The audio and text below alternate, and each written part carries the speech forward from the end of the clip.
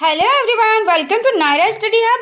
आज हम DElEd third semester के अति लघु उत्तरीय प्रश्नों की श्रृंखला का लास्ट पार्ट पढ़ेंगे।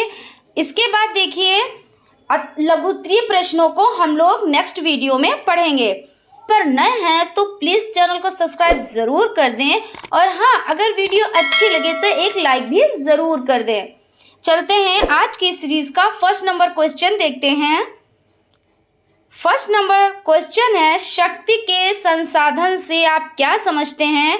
देखिए ये क्वेश्चन डीएलएड यानी कि डीएलएड थर्ड सेमेस्टर 2018 में आया हुआ क्वेश्चन है, इसलिए ये आपका मोस्ट इम्पॉर्टेंट क्वेश्चन हो जाता है। देखिए शक्ति के संसाधन, तो शक्ति के संसाधनों का जितना अधिक उपयोग व्यापारिक स्तर पर किया जाता है, उत्पादनों की मात्रा एवं विविधता भी उतनी अधिक होती है। शक्ति संसाधन शांति एवं विकास के साथ ही अन्य विपरीत परिस्थितियों में भी महत्वपूर्ण भूमिका निभाते हैं।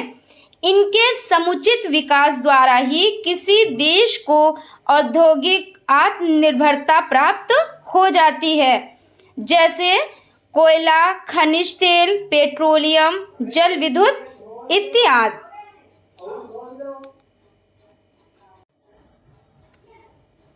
चलते हैं नेक्स्ट क्वेश्चन की तरफ। आज की सीरीज का नेक्स्ट क्वेश्चन है, राष्ट्रपति राज्यसभा में 12 सदस्य किन क्षेत्रों से मनोनीत करता है। देखिए ये भी क्वेश्चन आपका 2018 में आया हुआ क्वेश्चन है, तो आंसर देख लेते हैं। साहित्य, विज्ञान, कला तथा सामाजिक क्षेत्र के विशेषज्ञ को राष्ट्रपति जी मनोनीत करते हैं। ठीक है ना। चलते हैं नेक्स्ट क्वेश्चन की तरफ। भारत के प्रथम एवं वर्तमान प्रधानमंत्री का नाम बताइए। और देखिए ये भी क्वेश्चन आपका 2018 में आया हुआ क्वेश्चन है। देखते हैं इसका आंसर है, जो प्रथम प्रधानमंत्री जी हैं वो हैं जवाहरलाल नेहरू जी, और वर्तमान के हो जाते हैं श्री नरेंद्र दामोदर दास मोदी जी। उसके बाद नेक्स्ट क्वेश्चन देख लेते हैं, केंद्रीय मंत्रिपरिषद का कार्यकाल क्या है। तो देखिए केंद्रीय मंत्रिपरिषद का कार्यकाल 5 वर्ष का होता है। उसके बाद चलते हैं नेक्स्ट क्वेश्चन की तरफ। राजस्व का अर्थ बताइए। देखिए राजस्व का अर्थ सरकार द्वारा वसूले गए सभी प्रकार के कर व शुल्क, निवेशों पर प्राप्त ब्याज तथा लाभांश तथा विभिन्न सेवाओं के बदले प्राप्त रकम को राजस्व कहते हैं। ठीक है ना। चलते हैं नेक्स्ट क्वेश्चन की तरफ। नेक्स्ट क्वेश्चन है, किस योजना यानी पंचवर्षीय योजना का मुख्य उद्देश्य समावेशी विकास था। तो देखिए इसका आंसर है 11वीं पंचवर्षीय योजना का, यानी कि कहने का तात्पर्य है कि 11वीं पंचवर्षीय योजना का मुख्य उद्देश्य समावेशी विकास था। चलते हैं नेक्स्ट क्वेश्चन की तरफ। देखिए क्वेश्चन है, डेबिट कार्ड तथा क्रेडिट कार्ड में अंतर स्पष्ट कीजिए। तो आप लोग अच्छे से जानते होंगे कि डेबिट कार्ड क्या होता है और क्रेडिट कार्ड क्या होता है, फिर भी मैं आप लोगों को पढ़ा देती हूँ। देखिए डेबिट कार्ड, इसे बैंक कार्ड या चेक या विकलन पत्रक के नाम से भी जाना जाता है। यह एक प्लास्टिक कार्ड है जो खरीदारी करते समय भुगतान की वैकल्पिक पद्धति प्रदान करता है। देखिए इससे रुपए तुरंत निकाले जाते हैं। अब आ जाता है, देखिए क्रेडिट कार्ड क्या होता है। तो क्रेडिट कार्ड या उधार, क्रेडिट कार्ड या उधार पत्रक एक छोटा प्लास्टिक कार्ड है जो एक विशिष्ट भुगतान प्रणाली के उपभोक्ताओं को जारी किए जाते हैं। इस कार्ड के द्वारा धारक इसे वादे के साथ वस्तुओं और सेवाओं को खरीद सकता है कि वह बाद में इनका भुगतान करेगा। देखिए कहने का तात्पर्य यह है कि देखिए क्रेडिट कार्ड क्या होता है। क्रेडिट कार्ड में देखिए बैंक का पैसा पहले क्रेडिट के द्वारा खर्च कर लिया जाता है, यानी कि इसमें एक लिमिट होती है कि इतने लिमिट का आपका कार्ड है, आप उतना उसे यूज़ कर सकते हैं। फॉर एग्जाम्पल मान लीजिए आपका क्रेडिट कार्ड 40,000 रुपये का है, तो आप 40,000 रुपये आप खर्च कर सकते हैं, उसके बाद आप बैंक को पैसा दे सकते हैं, यानी दिया जाता है। ठीक है, ये हो जाता है आपका क्रेडिट कार्ड। और डेबिट कार्ड का मतलब क्या होता है, ये भी आप लोग बहुत अच्छे से जानते हैं कि इसमें अपना ही पैसा खर्च किया जाता है।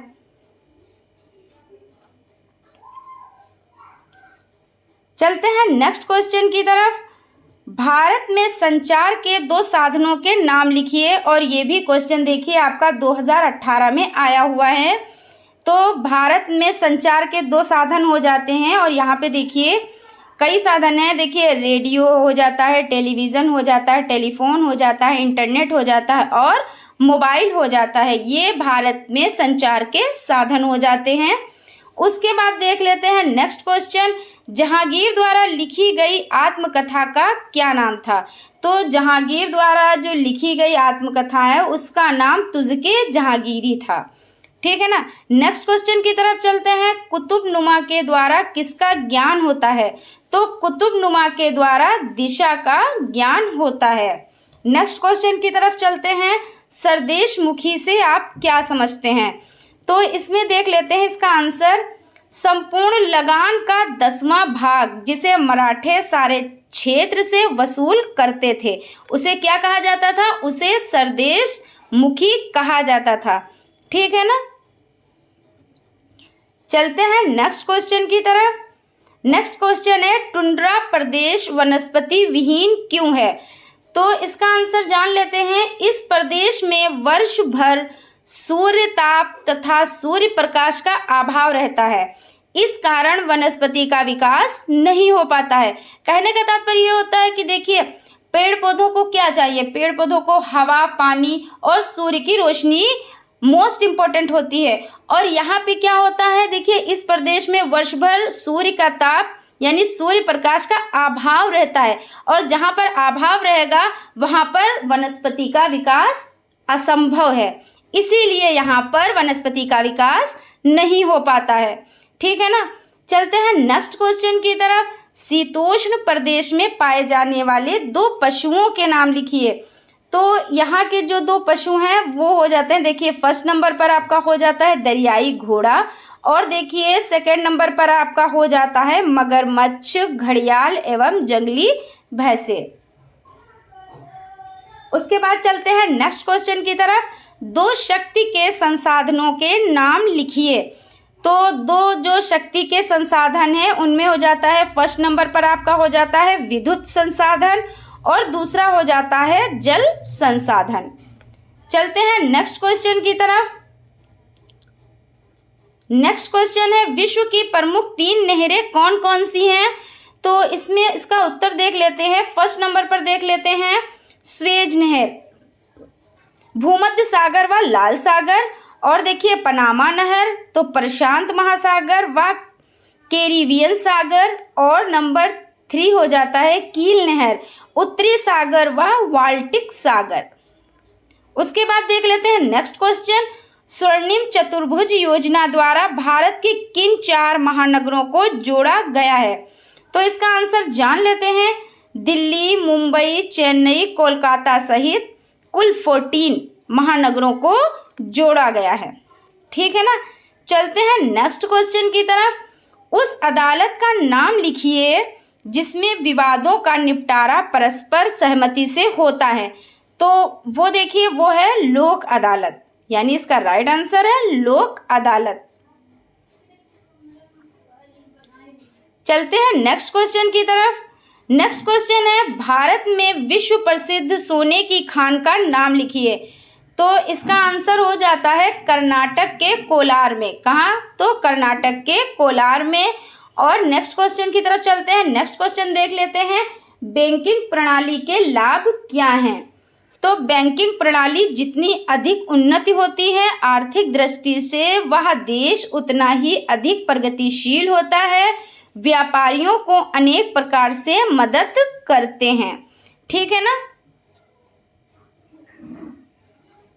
देखिए ये चीज़ आप लोगों को बहुत अच्छे से पता होगी कि बैंक से हम देखिए लोन भी ले सकते हैं, और देखिए अपना पैसा जमा भी कर सकते हैं, उस पर ब्याज भी ले सकते हैं, ले क्या सकते हैं, मतलब मिलता ही है, वो कुछ भी % मिलता हो लेकिन मिलता है। इस तरह से देखिए और भी बहुत से रीज़न हैं, इससे बैंक से मतलब बहुत सारे लाभ हमें प्राप्त होते हैं।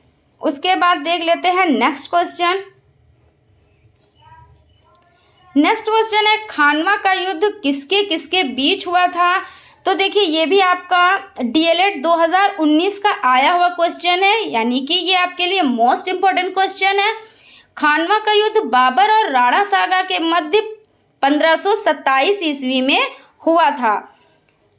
देखिए आप लोग इसे किस तरीके से याद रख सकते हैं, मैं आपको ट्रिक बताती हूँ कि देखिए खानवा का युद्ध बाबर और राणा सांगा, तो आप लोग ऐसे कंफ्यूज हो जाते हैं कि बाबर और किसके बीच में हुआ था, तो बाबर का आप रा उठा लें और रा से राणा सांगा को आप याद रखें, तो इस तरह से आप लोग नहीं भूलेंगे और आप लोगों को ये चीज़ याद हो जाएगी कि खानवा का युद्ध बाबर और रा, जब रा लास्ट में हो गया वही रा उठा के राणा सांगा के मध्य 1527 ईस्वी में हुआ। और देखिए 1526 ईस्वी में कौन सा युद्ध हुआ, तो 1526 ईस्वी में पानीपत का युद्ध हुआ था। ये आप लोग बहुत अच्छे से इसको ध्यान में रखिएगा, क्योंकि ये क्वेश्चंस आपके लिए मोस्ट इम्पॉर्टेंट हो जाते हैं और जो ये सन है ये आपके लिए तो वेरी वेरी इम्पॉर्टेंट हो जाते हैं। उसके बाद देख लेते हैं नेक्स्ट क्वेश्चन, शिवाजी का राज्याभिषेक कहाँ हुआ था। तो देखिए 1674 ईस्वी में रायगढ़ के दुर्ग में बड़ी धूमधाम से शिवाजी का राज्याभिषेक हुआ था। कब हुआ था, तो 1674 में, ठीक है ना। चलते हैं नेक्स्ट क्वेश्चन की तरफ। 1857 की क्रांति किस मुगल शासक के समय हुई थी। तो देखिए ये भी आपका क्वेश्चन DLED 2019 का आया हुआ क्वेश्चन है। तो 1857 की क्रांति जिस मुगल शासक के समय हुई थी वो थे बहादुर शाह जफर। उसके बाद देख लेते हैं नेक्स्ट क्वेश्चन। नेक्स्ट क्वेश्चन है हमारा, भारत में अंग्रेज और फ्रांसीसियों के मध्य संघर्ष के कोई 2 कारण लिखिए। तो इसमें इसका आंसर जान लेते हैं। फ्रांसीसियों का मुख्य उद्देश्य भारत में व्यापार कर पूंजी एकत्र कर मेडागास्कर में उपनिवेश स्थापित करना था। यद्यपि भारत में सबसे बाद में फ्रांसीसी आए थे, किंतु यहाँ के राजनीतिक संयंत्रों में यानी कि उन्होंने सर्वप्रथम भाग लिया था। फ्रांसीसियों ने सूरत एवं मुसलीपट्टनम में व्यापारिक केंद्र स्थापित किए। फ्रांसीसी गवर्नर डुप्ले ने तो भारत में अपना राज स्थापित करना चाहा। परिणाम स्वरूप फ्रांसीसियों एवं अंग्रेजों के मध्य संघर्ष हुआ। चलते हैं नेक्स्ट क्वेश्चन देख लेते हैं। बंगाल में दोहरी शासन व्यवस्था किसने शुरू की। ये भी क्वेश्चन आपका DLED 2019 में आया हुआ है। देखिए बंगाल में दोहरी शासन व्यवस्था रॉबर्ट क्लाइव ने शुरू की थी, ठीक है ना। चलते हैं नेक्स्ट क्वेश्चन की तरफ। नेक्स्ट क्वेश्चन है, भारत में हरित क्रांति के जनक कौन थे। तो भारत में हरित क्रांति के जनक MS स्वामीनाथन हो जाते हैं। चलते हैं नेक्स्ट क्वेश्चन की तरफ। स्थल मार्ग के किन्हीं 2 साधनों के नाम बताइए। तो स्थल मार्ग मतलब जो जमीन पर चलते हैं, तो स्थल मार्ग के 2 साधन हो जाते हैं रेल एवं बस, ठीक है। इसी तरह से जैसे जल मार्ग और वायु मार्ग, तो यानी जल मार्ग में जैसे कि नाव बोट चलते हैं वो हो जाते हैं, और वायु मार्ग के जो साधन है वो हवाई जहाज हो जाते हैं, ठीक है, और भी चीजें हो जाती हैं।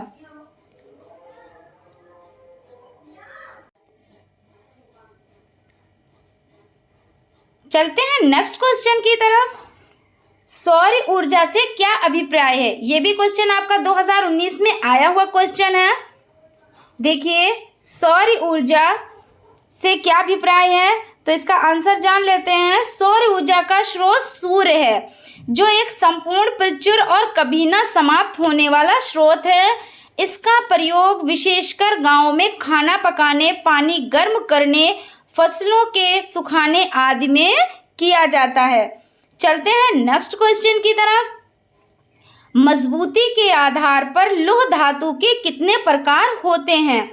तो इसमें हम आंसर देख लेते हैं। मैग्नेटाइट, हेमेटाइट, लिमोनाइट या सिडेराइट के रूप में पाया जाता है।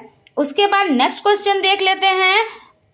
नेक्स्ट क्वेश्चन है, सहारा मरुस्थल किस महाद्वीप में स्थित है? तो देखिए, सहारा मरुस्थल अफ्रीका में स्थित है। उसके बाद देख लेते हैं नेक्स्ट क्वेश्चन। नेक्स्ट क्वेश्चन है, व्यापार के द्वारा वस्तुओं को दूसरे देश में बेचना क्या कहलाता है? तो देखिए, जब वस्तुओं को मंगाया जाता है तो उसे क्या कहा जाता है? उसे आयात कहा जाता है। और बेचने को क्या कहा जाता है? तो बेचने को निर्यात कहा जाता है। ठीक है ना। तो यहाँ पे जो क्वेश्चन है वो देखिए, व्यापार के द्वारा वस्तुओं को दूसरे देश में बेचना, तो मतलब निर्यात होता है।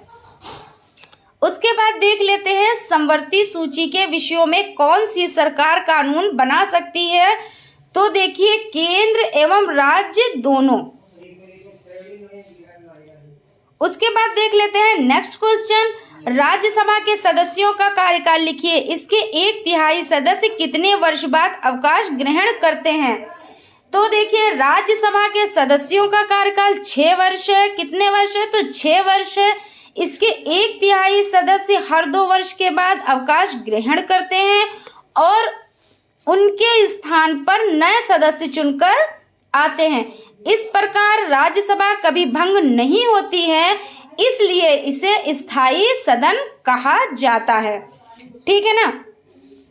चलते हैं नेक्स्ट क्वेश्चन की तरफ। भारतीय संसद किससे मिलकर बनती है? तो देखिए, ये भी आपके लिए मोस्ट इंपॉर्टेंट क्वेश्चन है। लोकसभा, राज्यसभा तथा राष्ट्रपति को मिलाकर संसद बनती है। फिर उसके बाद चलते हैं नेक्स्ट क्वेश्चन की तरफ, जो आज की सीरीज का लास्ट क्वेश्चन है, यानी कि आपके अति लघु उत्तरीय की सीरीज का लास्ट क्वेश्चन है। भारत में प्रथम पंचवर्षीय योजना कब प्रारंभ हुई थी? ये भी आपका मोस्ट इम्पोर्टेंट क्वेश्चन हो जाता है।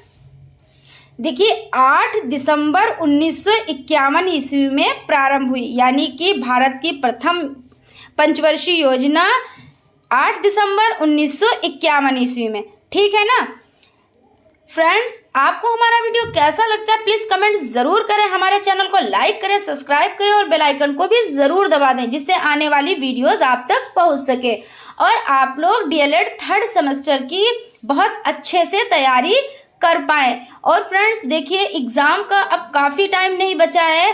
अब जून के 3rd वीक में एग्ज़ाम हो सकते हैं, तो आप लोग अपनी तैयारी में लगे रहें और देखिए, आप लोग वीडियोस को अच्छे तरीके से देखते रहें। Thank you.